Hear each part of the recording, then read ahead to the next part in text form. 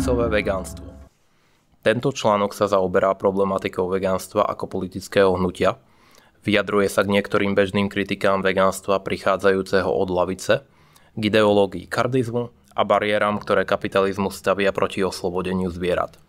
V článku sú výrazy vegánstvo a vegetariánstvo niekedy zamieňané, pretože literatúra a výskum často pracujú s delením jedenia mäsa versus nejedenia mäsa, pričom nerozlišujú vegánstvo a vegetariánstvo.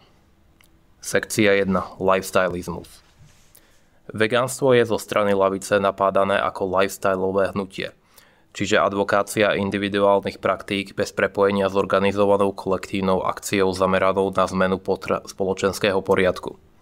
Kritika tvrdí, že vegánstvo ignoruje komplexnosť potravinovej výroby, jej inherentne vykorektujúcu podstatu v rámci kapitalistického systému, najmä farmárov v krajinách tretieho sveta a pracovnej sily migrantov v agrikultúre.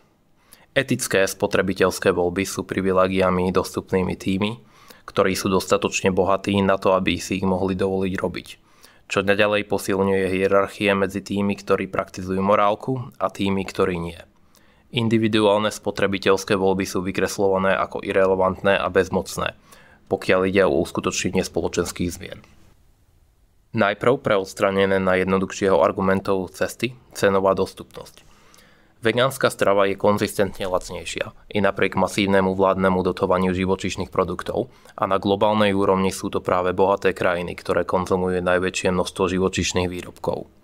Toto však neznamená, že neexistujú potravinové púšte, kde majú ľudia extrémne obmedzenú dostupnosť potravinám, alebo že niektorí chudobní ľudia vo vidieckých oblastiach sa musia spoliehať na chov zvierat. Používanie existencie ľudí, pre ktorých nie je diéta bez živočíšnych produktov realistickou možnosťou ako argumentom proti vegánstvu, je neúprimné. Vegánske hnutia sa snažia bojovať za spravodlivejší potravinový systém, ktorý robí zdravé potraviny dostupné pre všetkých a kvôli svojej neefektívnosti je živočíšna výroba sama spoluvinníkom obmedzovania prístupu ľudí k potravinám. Vegánstvo sa nelimituje na spotrebiteľské voľby. Od svojho moderného vzniku vegánstvo nespočívalo v jedle samom o sebe, ale ako je ilustrované v citáte zakladateľa pojmu vegán a britskej vegánskej spoločnosti Donalda Watsona, usilovať sa o ukončenie používania zvierat ľuďmi na jedlo, tovary, prácu, lov, vivisekciu a všetky ostatné spôsoby vykorisťovania zvierat človekom.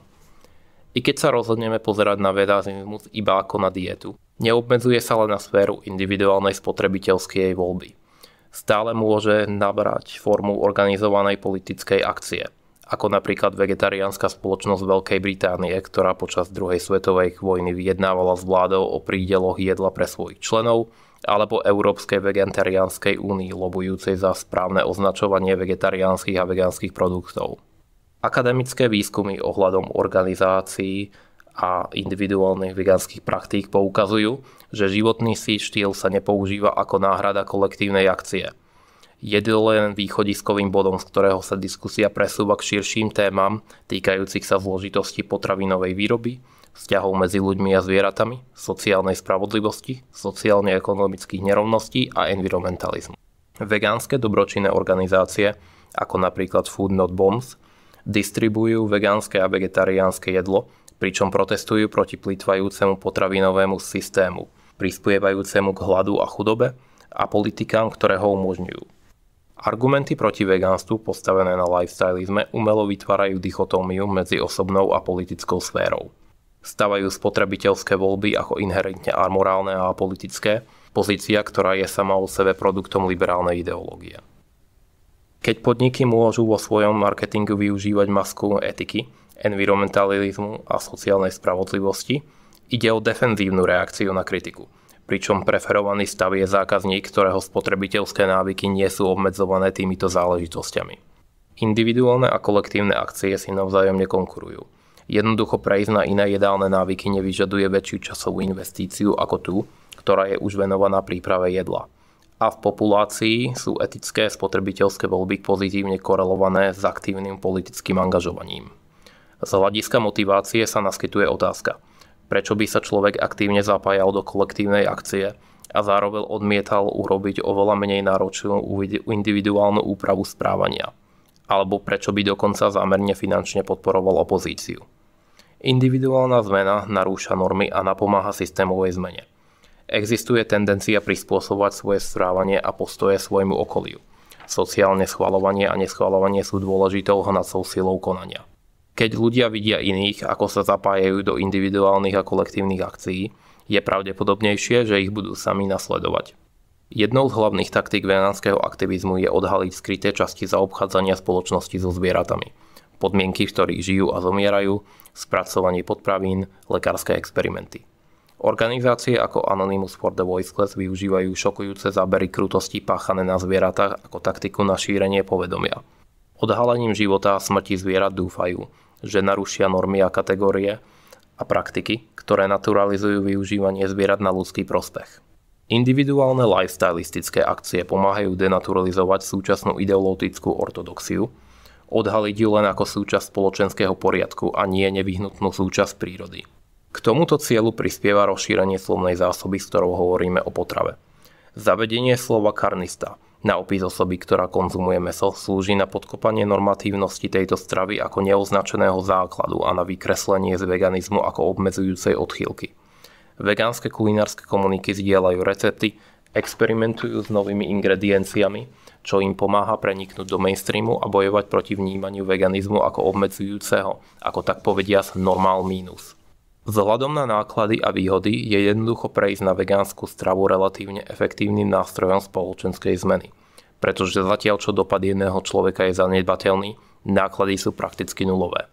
Napriek tomu, že vegánstvo v súčasnosti stojí v opozícii voči spoločenským normám, existuje nebezpečenstvo, že bude absorbované do zeleného kapitalizmu, depolitizované a ak bude jeho rast v budúcnosti pokračovať, stane sa bežnou súčasťou spoločenského poriadku, nespochybňujúc status quo. Tento posun je zrejmý v pojme plant-based, ktorý sa často používa v marketingu vegánskych produktov ako náhrada pojmu vegán, zbavený etických alebo politických konotácií. Alebo sa objavuje termín flexitariánstvo, ktorý v podstate predstavuje karnistickú dietu, ktorá sa snaží priživiť na etike vegánstva, zatiaľ čo ignoruje jeho morálny základ. Sekcia 2. Karnizmus. Pojem karnizmus opisuje ideológiu konzumcie mäsa, systém noriem a kondícií legitimujúcich jedenie, vykorisťovanie zvierat a popieranie utrpenia, ktoré spôsobuje. Jedenie mäsa je ospravedlnené odvolávaním sa na prírodu, normalitu, nevyhnutnosť a chuť. Realita vykorisťovania zvierat je doslova ukrytá pred verejnosťou tým, že miesta, kde zvieratá žijú a sú zabíjané, sú ukryté. Stavané mimo dostupný verejný priestor a tiež prostredníctvom marketingu, správnych obmedzení, kultúrnych noriem a psychologických obrán. Z psychologickej perspektívy, aby sa karnisti vyrovnali s kognitívnou dizonanciou vyplývajúcou z konfliktu medzi ich vlastným morálnym presvedčením, že ubližovanie zvieratám je nesprávne, a akciou jedenia mäsa. Vytvárajú racionalizácie a snažia sa vyriešiť túto dizonanciu tým, že popierajú kognitívne a emocionálne schopnosti zvierat v záujme minimalizácie hodnoty pripisovanej ich životu, alebo to racionalizujú odvolávaním sa na zdravotnú nevyhnutnosť, tradíciu, osobnú neschopnosť dať sa jesť mäsa, alebo nemožnosťou vyhnutia sa zabíjaniu zvierat. Ďalším obranným mechanizmom je vyhýbanie sa informáciám o ubližovaní zvieratám, ku ktorému dochádza pri produkcii živočíšnych výrobkov. Okrem týchto spôsobov vyrovnávania sa s kognitívnou dizonanciou, označovaných ako karnistická obrana, je ďalším aspektom karnistickej ideológie karnistická dominancia, ktorá zahŕňa súbor presvedčení otvorene nepriateľských voči zvieratám, podľa ktorých majú byť ovládané a vykorisťované ľuďmi. Legitimizácia vykorisťovania prírodného sveta vedie k naturalizácii vykorisťovania všeobecne, prostredníctvom vytvárania normatívnych postojov, prejavených v odvolávaní sa na prirodzený poriadok, evolúciu, inteligenciu, tradíciu. Táto legitimizácia najviac zasahuje skupiny, ktoré sú považované spoločnosťou za bližšie prírode, najmä ženy a v prípade kolonizovaných krajín ich pôvodných obyvateľov. Môžeme poukázať na prepojenie patriarchálneho útlaku žien s útlakom zvierat. Nárokovanie si na zneužívanie, vykorisťovanie a degradáciu oboch skupín v záujme používania ich tiel. Obrazy objavujúce sa v televízii a reklame. Sexistické vyobrazenia žiel kamerou rozkúskované na jednotlivé telesné časti v analógii na to, ako sú tela zvierat prezentované ako kolekcia telesných častí pre konzumciu. Kategória zviera, označujúca nižšiu bytosť, existujúcu preto, aby bola bez výhrad vykorisťovaná, je kontrastovaná s človekom, ako bytosťou hodnou záujmu o jeho blaho. Toto rozdelenie nie je vyhradené len pre ľudí a neľudí v biologickom slova zmysle, ale je ako oddelenie rôznych skupín ľudí na základe ich etniky, národnosti, kultúrnej príslušnosti alebo triedy. Aj oslobodzovacie hnutia často operajú s kontrastom človek-nečlovek. Pobúrenie nad krutým zaobchádzaním s inými ľuďmi je vyjadrované frázami ako zaobchádzali s ním ako so zvieraťom, bili ho ako psa, alebo v opačnej strane spektra z úst tých, ktorí chcú spôsobiť utrpenie, označujúc svoje obete ako prasce, šváby, hábeť, zvieratá. Pri oboch, implicitne v prvom prípade a explicitne v druhom, je akceptované, že existujú skupiny etnít, ktoré sú súčasťou morálnej kalkulácie a tie, ktoré sú pod ňou. V kontraste, vegánstvo sa snaží narušiť práve túto dichotómiu. Týmto spôsobom vegánska etika predstavuje priamu výzvu pravicovej ideológii, ktorá na individuálnej psychologickej rovine spočíva na dvoch základných črtách. Pravicové autoritárstvo, odrážajúce podriadenie sa autorite, dodržovanie tradície a agresivita voči porušovateľom noriem, a orientácia na sociálnu dominanciu, ako všeobecný protiegalitárny postoj. Túžba po rigidnej spoločenskej hierarchii s jasne definovanou skupinovou príslušnosťou a dominanciou nad tými, ktorí sú považovaní za sociálne pod nimi. Navyše, keďže jedlo je dôležitou súčasťou kultúrnej a individuálnej identity, vegánstvo je vnímané ako hrozba pre hodnoty a normy dominantnej skupiny a pre individuálny pocit sebahodnoty. V tejto súvislosti je potrebné poznamenať prepojenie konzumcie mäsa s maskulinitou. Mäso je v západnej kultúre vykreslované ako symbol moci, maskulinity, patriarchátu, mužnosti. V pravicovom diskurze je vegánstvo spojené s inými formami sociálnej spravodlivosti, ako je antirasizmus, feminizmus alebo práva LGBT ľudí. Spoločne toto vysvetľuje politickú polarizáciu vegánov, ktorí sú prevažne ľavicoví alebo liberálni, pričom len malá menšina patrí na pravú stranu politického spektra. Rôzne alt-right skupiny kritizujú a zosmiešňujú veganizmus za jeho iluzórny pocit morálnej čistoty. A taktiež argumentujú, že individuálne činy v skutočnosti nemajú vplyv na poľnohospodárstvo ako celok. A taktiež poľné zvieratá, ako sú myši, sú aj tak zabíjané počas zberu plodín. Byť vegánom nerobí žiadny rozdiel. Okrem toho vykresľujú vegánsku stravu ako feminizujúcu. Podobné kritiky sú rozšírené aj na iné hnutia za sociálnu spravodlivosť a environmentálne hnutia. Prepojenie medzi odporom voči právam zvierat a inými xenofóbnymi presvedčeniami je dobre zdokumentované. Podpora hierarchie dominancie medzi ľuďmi a zvieratami pozitívne koreluje s jej podporou medzi rôznymi skupinami ľudí. Pričom títo jednotlivci dosahujú vyššie skóre v meraniach autoritárstva, orientácie na sociálnu dominanciu, xenofóbii, ospravedlňovania systému, sexizmu a rasizmu. Ľudia, ktorí dosahujú vyššie skóre v pravicovom autoritariánstve a orientáciu na sociálnu dominanciu, majú pozitívnejší postoj k testovaniu na zvieratách, kožušinovému priemyslu a jedenia mäsa. Títo ľudia nejedia mäso len pre chuť alebo výživu, ale aj ako prejav svojho presvedčenia o hierarchii medzi ľuďmi a zvieratami. Na druhej strane, vegetariáni podporujú spoločenské hierarchie menej a majú väčší súcit s ľuďmi ako aj so zvieratami.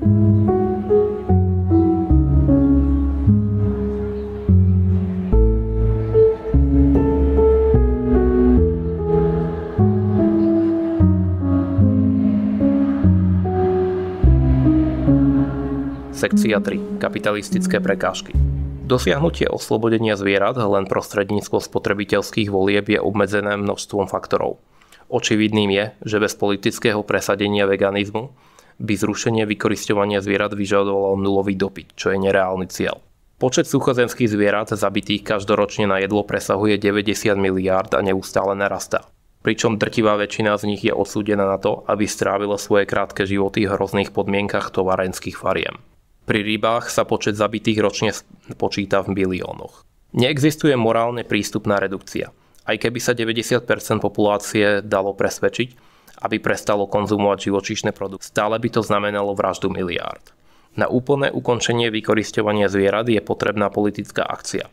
Avšak zdanie sa živočíšnych produktov nie je to isté ako stať sa vegánom, pretože motivácia môže byť pohodlie, cena, zdravie, environmentálne dopady alebo sociálny tlak. Čo znamená, že sa nedá spoľahnúť na aktívnu podporu týchto ľudí pre oslobodenie zvierat. Avšak čím viac ľudí konzumuje rastlinnú stravu, tým menej ľudí aktívne podporuje vykorisťovanie zvierat, tým menší je odpor voči politickým opatreniam v prospech zvierat a konzumácia zvierat sa denormalizuje. I keď nič inherentne neprotirečí možnosti ukončiť legálne vykorisťovanie zvierat v rámci kapitalistického systému skrz provegánske zákony a regulácie, táto snaha naráža na fakt, že nikto z našich vládnúcich tried nemá záujem dosiahnuť tento cieľ. Ako bolo zmienené, ideologicky je hierarchia ľudí a zvierat prepojená s hierarchiou medzi ľuďmi. Buržoázia nemá túžbu obmedziť výnosný trh. Firmy vyrábajúce vegánske potraviny sú pri najlepšom nespoľahlivým a krátkodobým spojencom, keďže ich prvoradá funkcia je generovanie zisku, pričom spotrebiteľ nemá kontrolu nad tým, ako sú tieto zisky ďalej investované. V súčasnosti je trh s vegánskymi produktami na vzostupe. Avšak i keď tento raz skončí, i keď skončí v bodi dominancie nad potravinovým trhom, tieto spoločnosti sa nevyhnutne budú snažiť expandovať všade tam, kde vidia možnosť zarobiť peniaze. Predajom nových rád karnistických produktov, zrkadliacich súčasnú snahu dominantných potravinových spoločností preniknúť na vegánsky trh. Okrem toho, ich zapojenie do vegánskeho hnutia predstavuje nebezpečenstvo straty jeho spoločenskej kritickosti, odstránenie politiky a etiky v prospech čistej estetiky a kulinárskych preferencií. Možnosť postupného nahradenia živočíšneho poľnohospodárstva prostredníctvom syntetického mäsa naráža na rovnakú bariéru. Avšak hlavná prekážka spočíva v karnistickej ideológii. Mäso nie je povinnou súčasťou stravy. Nahradenie lacnejšími, zdravšími alternatívy je možné a dostupné v súčasnosti. Nehovoriac o stigme umelosti, ktorú syntetické mäso nesie. Nie je žiadna záruka, že väčšina spotrebiteľov prejde na syntetické mäso. Zatiaľ čo je isté, že nie všetci to urobia, čo nás opäť privádza k nevyhnutnosti politickej autority pre dosiahnutie úplného ukončenia vykorisťovania zvierat. Priami producenti živočíšnych produktov, ale aj poľnohospodári pestujúcimi plodiny ako krmivo pre zvieratá, majú záujem udržať status quo a ako etablovaná mocnosť sa nemusia riadiť pravidlami slobodného trhu. Živočíšne poľnohospodárstvo je príjemcom masívnych verejných dotácií. Napríklad spoločná poľnohospodárska politika Európskej únie, sama o sebe najväčšia výdajová zložka v rozpočte EÚ, zaoberajúca 38%, priraďuje 80% zo svojho 57 miliardového rozpočtu na dotácie pre živočíšne produkty, čím sú ceny produktov potláčané hlboko pod ich trhovú hodnotu.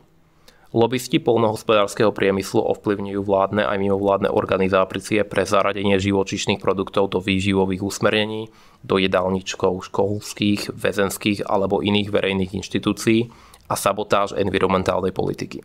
Vegáni si uvedomujú triedny a rasový charakter poľnohospodárskeho priemyslu. Práca v poľnohospodárstve a na bytunkách je nízko platená a neúmerne zastúpená etnickými menšinami.